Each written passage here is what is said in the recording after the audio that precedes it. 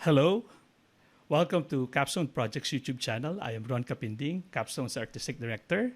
And today we have invited two important guests, both are educators, to react to a video clip from our episode of And There's More that discussed about the pandemic and the education sector. This particular video clip centers on flipped classroom. Our first guest is a grade school principal. She is also an Apple teacher, a Google certified trainer, a Google certified innovator, and a Google Educator Group's leader for GEG Ortigas and GEG Learn Captain for GEG Philippines. Please welcome Ms. Maria Andrea De Guzman. Hello. Thank you, Maan. Thank you din po. Our next guest is an academic affairs coordinator of the National Teachers College. He is a graduate school professor handling advanced information technology in education. He is a part-time faculty of Don Bosco Technical College, Mandaluyong, handling NSTP. He was also the former high school principal of Clarence School of Quezon City and is a PAYAC Adept trainer and Excel trainer. Please welcome Mr. Paolo Blando. Thank you, PJ. Hi, Ron. Thank you very much for inviting me this morning. It's an honor to have both of you in our show. Maraming salamat sa pagpapa-unlock. So let's watch that video clip I was introducing a while ago before we discuss it. I'm not sure how it should be, but I think it should answer issues like, or address issues like, there are some students whose home is not conducive for school learning. So it should address that. So there is an option for students to come to school instead because not conducive in the sense like there are too many of them inside the house, or internet is not good. So accessing online classes is difficult. So they should have the option to come to school. So I'd like to address that issue. I think blended learning can also address the more performance-based tasks, for example, laboratory work. So students can come in for on those days where they need to do experiments in the laboratory, or maybe do sports because sports we have or theater. Okay, so that was the video clip I was talking about. I'm sure that the flipped classroom is a concept that is already not very new to you. Even before the pandemic, this has been a concept that has been discussed by many stakeholders in the education sector.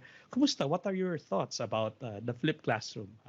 The flipped classroom has been proven to be an effective way, at least to provide input. But I think what's important for educators to take note is that it's not when you're doing a flipped classroom, for example, it's not just the content that you're giving them in video, for example, that is important. What's important is what happens when they come to the classroom, and that you design the learning for them or scaffold it in such a way that all of them can have different activities to access the material or to express their learning of the material.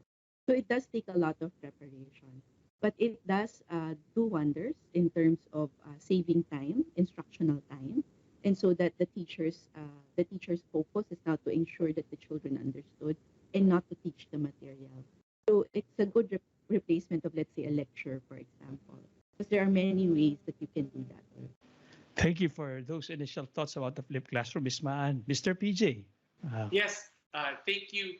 My initial thoughts of a flipped classroom when I was still a classroom teacher myself was, how do we transform or transition from the usual traditional way of delivering our content to one that we just record ourselves and then our kids watch us. And when they go back to our classrooms, that's the time we unlock the difficulties. That's when that's what I agree with Ms. Mano, we scaffold from previously learned ideas. But moving forward, I think the transition also allowed us, because of the pandemic, the transition allowed us to better use the materials available. Okay, it's not just about the teachers recording himself or herself, but we can peruse a lot of materials available online.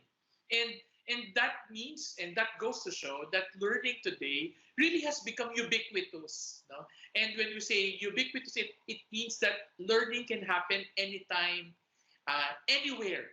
And because of that, I think the flipped classroom now has its 2.0 version from the original idea of what a flipped classroom is. And I think we're going to see emerging from that the so-called hybrid classroom, which I think is now gaining more traction. But nonetheless, the flipped classroom has become not anymore the alternative. It's now the mainstream for what we do in online distance learning. So, am I right to conclude that somehow the pandemic and the online setup of education necessitated the embracing of the flipped classroom somehow, not fully, but some features of it? Definitely, I think it forced a lot of teachers to rethink the way that they deliver material to the classroom, especially when you think in terms of equity. And then when we began, for example, not everyone had the right hardware to do it to engage in flipped classrooms. And I'm not talking about just individual teachers. I think there are schools, for example, that don't even have the proper hardware, the resources to do it. That's why for some schools it's modular, so they send out actually hard copies of the material, and then the kids do some work in school. So definitely, if there was anything that the pandemic forced us to do, is to consider doing a flipped classroom, and in fact, not just the flipped classroom, incorporating more educational technology into our classrooms. What about you, Mr. PJ? I agree. I totally agree with Ms. Maan. And and I think it was necessity. Well, necessity is the mother of all inventions. So thanks to the pandemic, I mean, of course, not the sickness, but it allowed the education space to rethink on how best do we connect with students, because we firmly believe that education should not stop, and therefore teachers and school administrators and even parent leaders now had to rethink how to do education in the new normal. And and because of that, we were able to usher in, even if there were missteps, even if there were mud holes along the way that we fall into, but we are able to pick up the rhythm of agility in education, and that helped, put in perspective the flipped classroom, which I think uh, was very beneficial in a way that education continues, but at the same time, it allowed teachers to reinvent themselves. No, the teachers today can also be online content developers. We like before, no, teachers just redo the same lesson plan and do it all over again. But when you do the flipped classroom, you have to rethink of how best to deliver the same content but in a different flavor. The student also has to rethink and has to reinvent what learning has to take place. And at the same time, the parents, because the parents need a vital role in reinforcing that learning do really happen, because in a flipped classroom, there is a lot of self-learning that takes place. So the learner needs to become more independent and more reliable.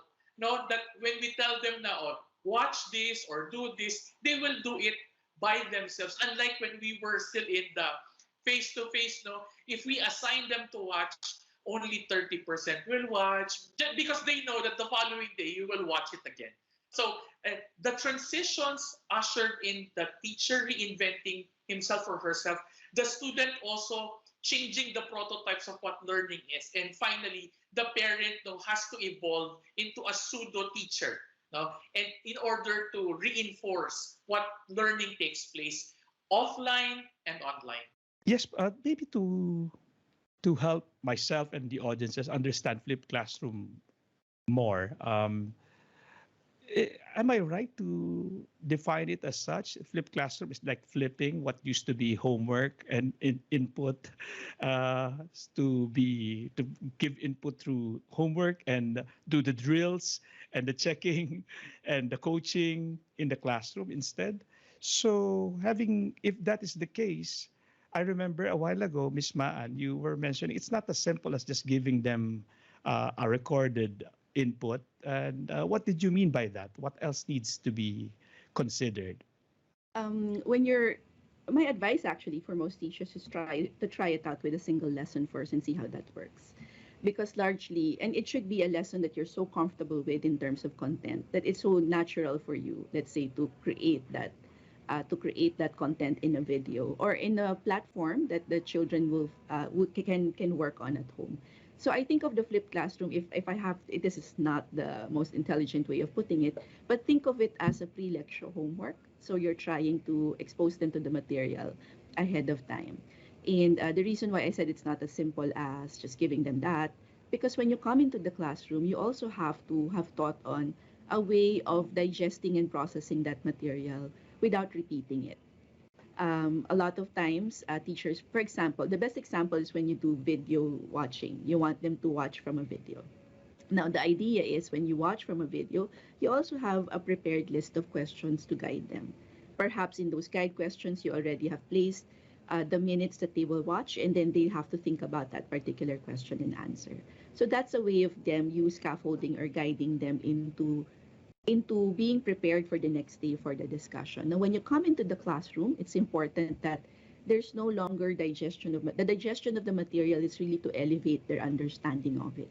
Not And just a so repeat, not just not a just repeat. a repeat. If you find yourself repeating, that means you weren't able to engage them enough with the material beforehand in order for them to do it on their own.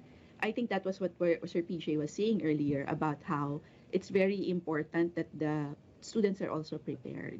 Because, we are all teachers. You've given reading material and you come into the classroom the next day and maybe two or three have read and then the rest haven't. So you're forced to ask them, okay, read this part before you do any discussion. And so you're taking that away. In a flipped classroom, you're taking that struggle away.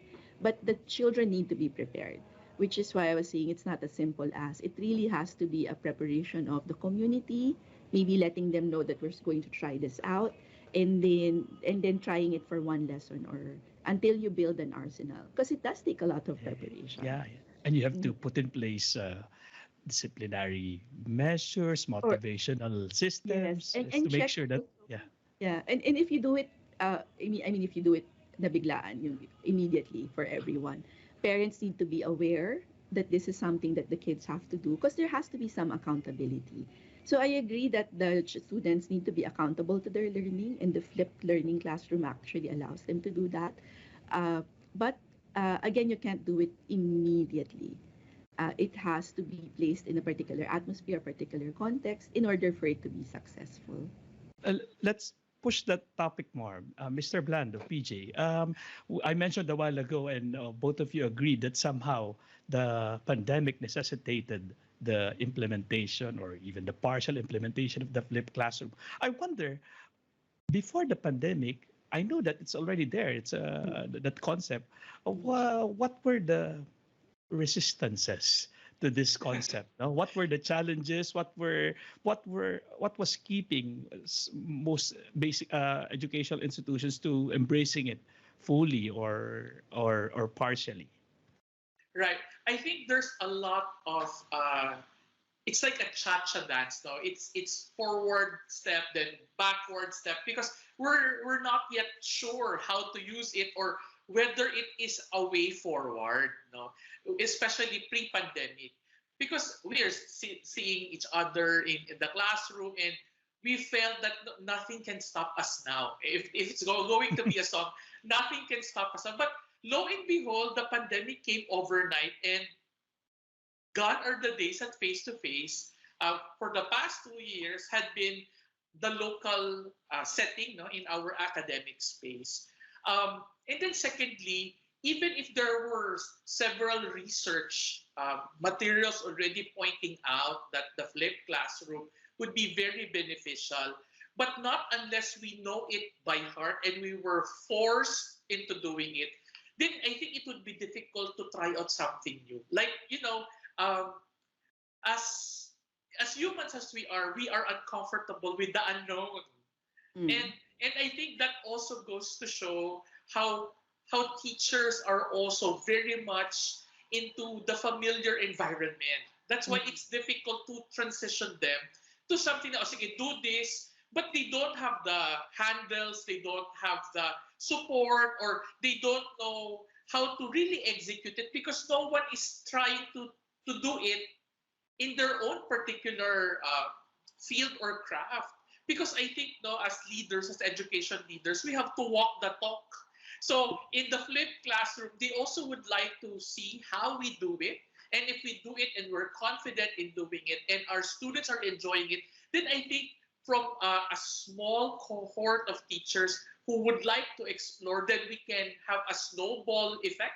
So I think that there's a lot of school management thinking and design that has to come into place. So really, pre-pandemic, it was not yet the it's not the cup of tea that many school leaders were facing, because we're facing accreditation, we're facing compliance to DepEd, but none of the innovation mindset and And strategies. why fix it if it's not broken, di ba? Exactly, Yeah. exactly. And Mm-mm. we're not yet ready to move into it. That's why the pandemic allowed the education space to transform, no, and to morph into something that it was not before. Mhm.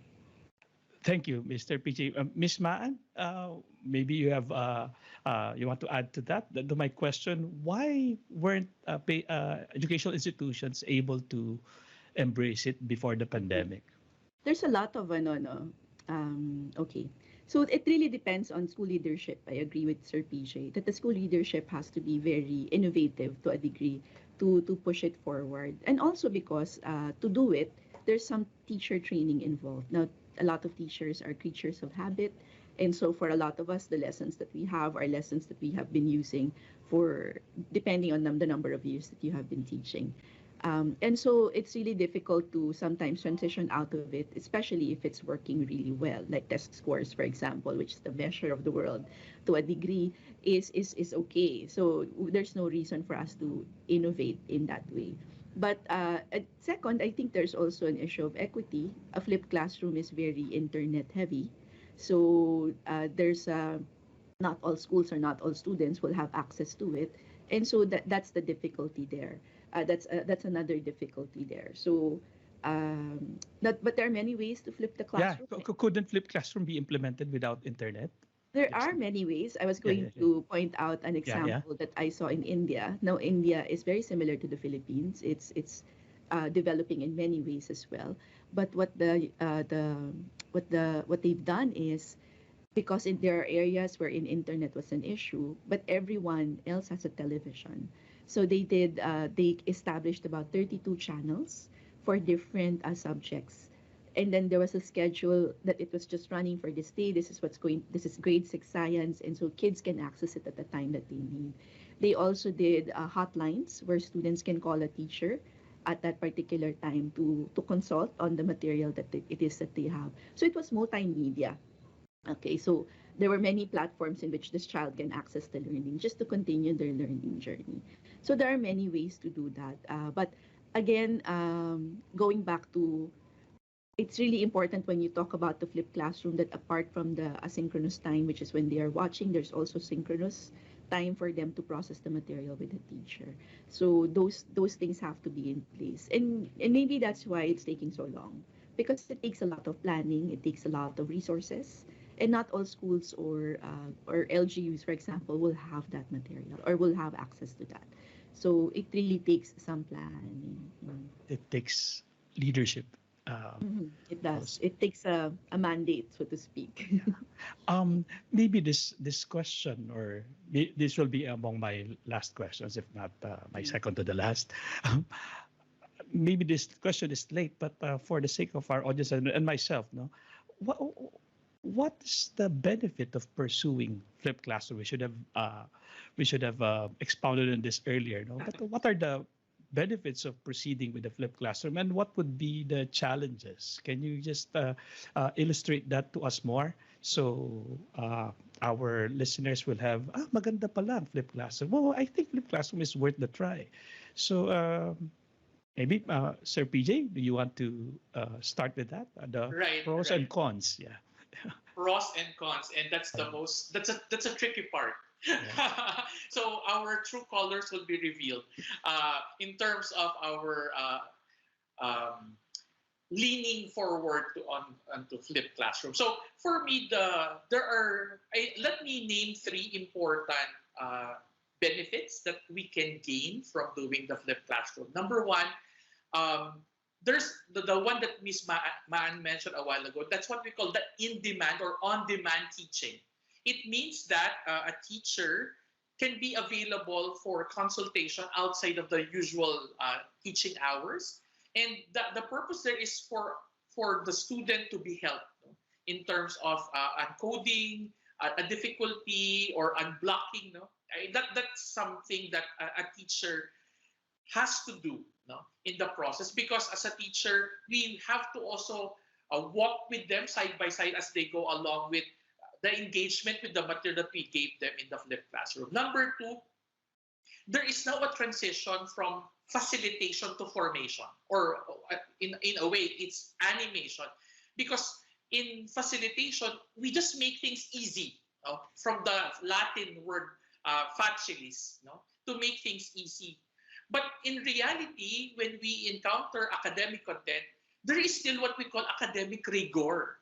No, so when the students learn by themselves, because the habit of learning, the love of learning is already there, then even if the teacher is not around, they will continue to learn. And that's what the flipped classroom is also trying to espouse. The love for learning outside of the traditional education space, in the comforts of your home while you were on your school bus, or when you are trying to do your own exercise routines, no, it can still happen. And that is because the transition from facilitation to formation.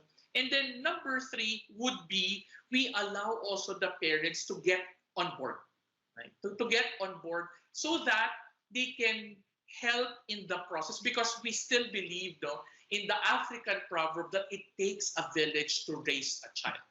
And it's not only the main purpose is not only for the teacher to deliver content, no, but it's the entire community.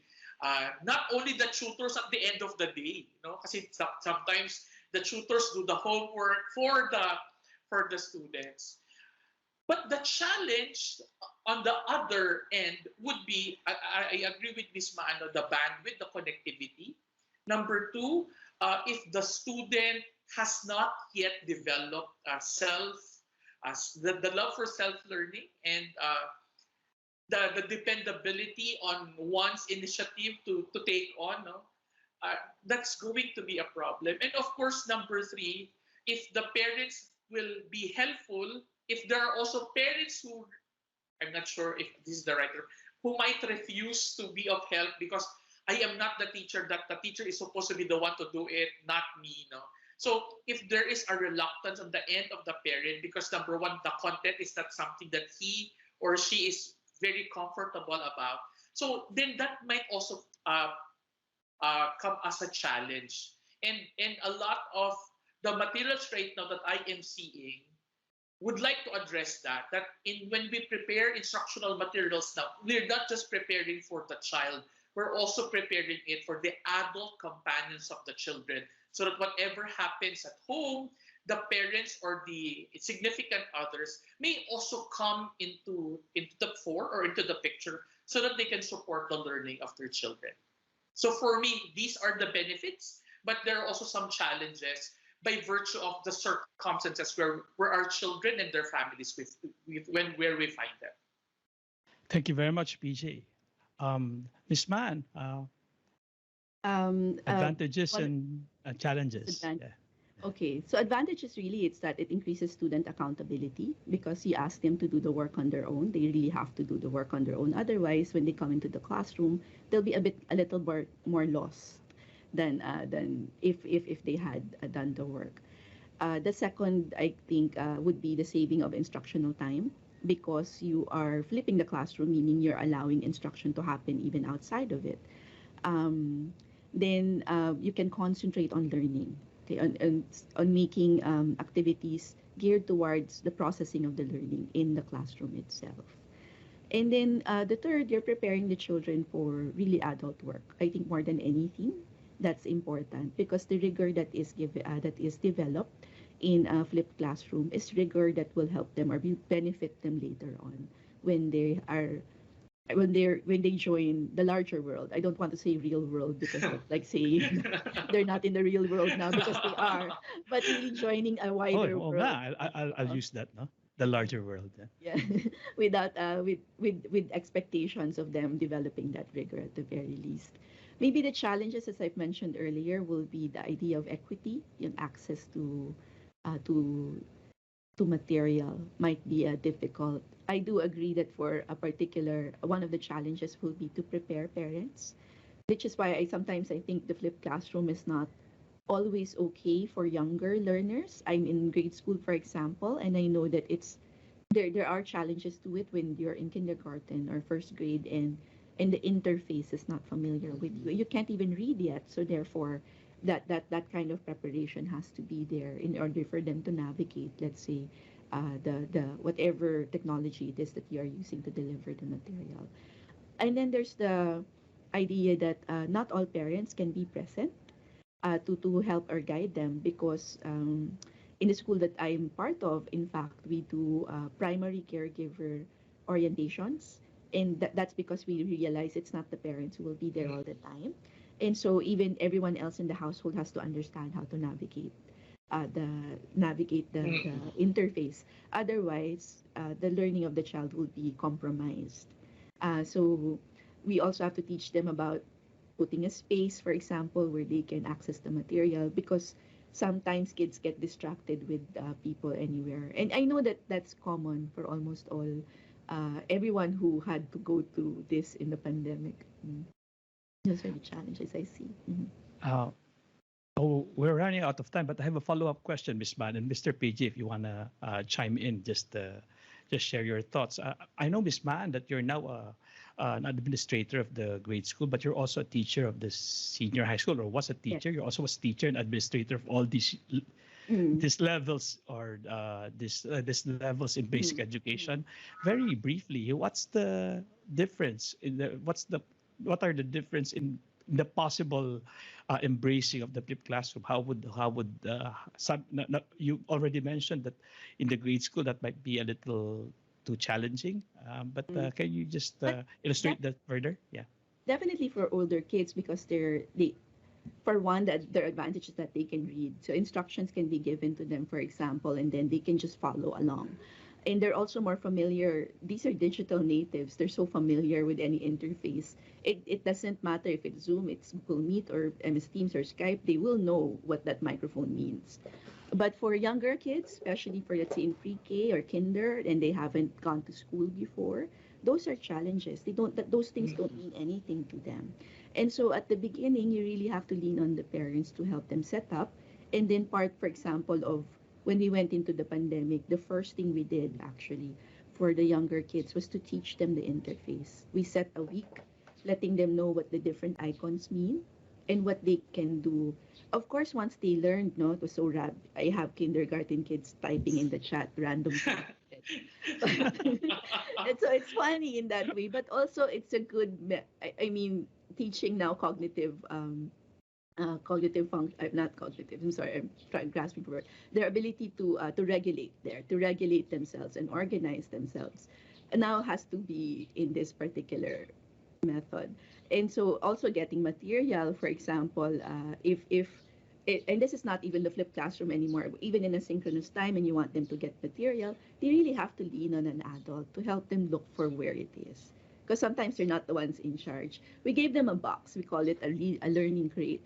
And supposedly all the materials are there. So we always say, go to your learning crate, look for this. And so the teacher also has a learning crate and shows it to them. Because otherwise, it will be very chaotic for them to, like, if they don't know the color blue, for example, if you tell them to look for a blue pen, you will find them getting whatever it is they figured is a blue pen. So preparing them for that was important to us. So it could be challenging for younger kids. Much easier, I think, for the older kids. Like I got my older kids to create a site for their writing, and I didn't have to do a lot of things there. I just showed them how to work it basically, and they just did it on their own. And so it's easier when they're older and they have more self-regulation functions. But the younger kids, that can be a challenge. Takes lots of preparation. Mr. Blando, you used to be a high school teacher and principal, but now you're teaching teachers and college students. Right, right. So flip classroom. Uh, La- as I'm teaching advanced information technology, we did try to explore the various tools that are available for them. But at the same time, I see that we need to really prepare our teachers for this. So more than the students, the teachers should, as we call it in Filipino, mas mauna ng isang paligo or more Right. paligo, right? uh, Because the teacher will model. Mm-hmm. The teacher will model good digital citizenship, good self-regulation online and offline. And at the same time, um, I think the school has, like what Miss Maan was sharing, the school has to parang create no, a technology transition plan. It has to be in phases because it cannot be done in one sitting and one setting. So there has to be a lot of thinking through that takes place. So we go back to the leaders of the school who has to be mindful of how we should be planning and rolling this out. Because there's I really appreciate schools now who really take time to prepare. I like the crates, no, even if these are the digital crates or digital packets, no, that will help students better transition to the online environment and whether that's going to be in the synchronous sessions or in the flipped classroom. Because I think when we prepare our students in this particular field, we are preparing them to succeed in the larger scheme of things. And because of that, when we have a lot of thinking through, as I've always mentioned it in the philosophy of technology, no, it's not just a technology. It's about the mindset, how we embrace it, and at the same time, how we also put ourselves in the shoes of the teachers. Because many of our teachers are not the digital natives. These are digital ever so immigrants and would be very, very cautious of opening gadgets. So we need to tell them that technology is a friend, not a foe. And a lot of convincing has to take place. That's why in my class, I have to allow them to explore. Let's use this. Let's do Kahoot. Let's do quizzes. Let's do Jamboard.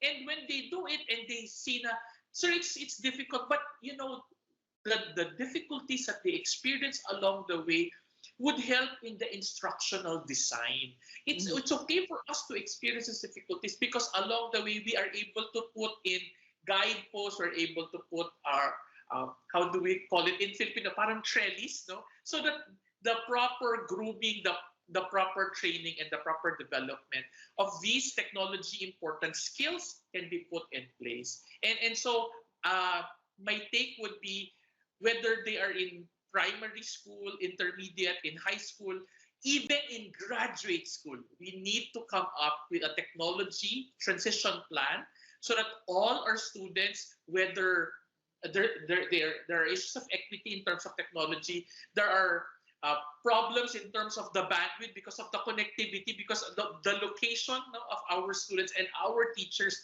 are also coming into the fore as a challenge. So as an educational leader, a lot of thinking through has to happen and a lot of experiencing so that when we make the decision, it is data driven and it is focusing on the learners and the benefits for the learners. okay, that's almost just the time we have left. I'll ask one last question. Maybe just is also your last message to our listeners. Based on your own understanding of the flipped classroom, are there other important elements of the flipped classroom that our audiences need to understand further? We've shared a lot already, but maybe as a form of last message, please fill in the the blanks, fill in the gaps. Yes, Miss Maan, perhaps. I think for teachers out there, I think what's most important is that you keep the learning of the children as the center of your planning. So we always are guided with whatever standards or learning objectives it is that we have.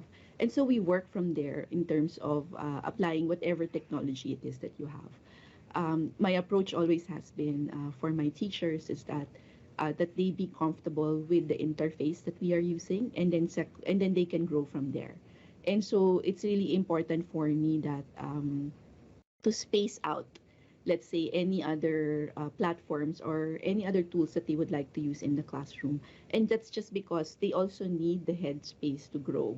So for teachers, I think it's you put into the center of your planning whatever standards or objectives it is that you have to accomplish, and then grow from there.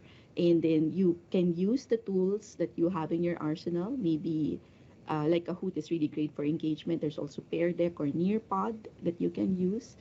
In schools for the earlier grades, we use Seesaw as well. So there are many tools out there for you that you can experiment with, and to build that engagement.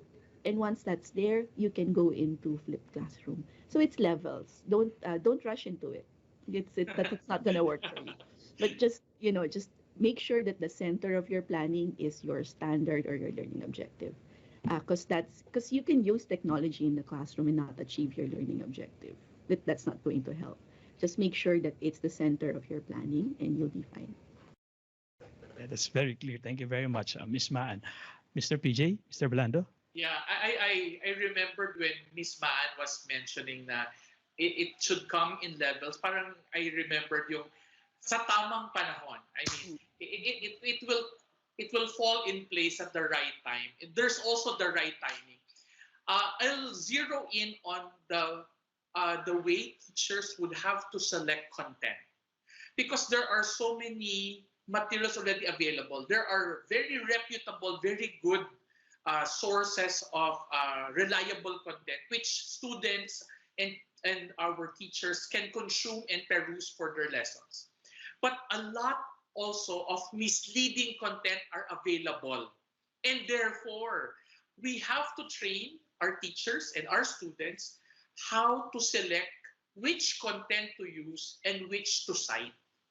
And in citing, we have to make sure that when our students get content, they are able to cite this and to acknowledge the sources. Because I think that's part of a digital skill that we are all learning. Hindi na po pwede si copy-paste. No? Hindi na, it's never gonna work. Because I think in the flipped classroom, when in choosing content, we wanted also to get a validation of whether they learned the content. And it's not copy pasting, what other people have said. That's why I agree with Maan. There should be a well thought of plan in order to get and generate response. But we also have to help the teachers and the students make sure that they are able to exercise due critical thinking, because that is a way forward in the flipped classroom. Okay, thank you so much, Ms. Maan De-Guzman and Mr. PJ Blando. Salamat, PJ at Maan, for sharing your time and views on this flipped classroom concept. That is a very interesting alternative to learning and teaching. Thank you for helping Capstone Project shed light to this possibility that the online classes have somehow launched. So, maraming salamat sa ulitin. Please, to our audiences, please like us and subscribe to Capstone Project's YouTube channel. Until next video, maraming salamat and mabuhay.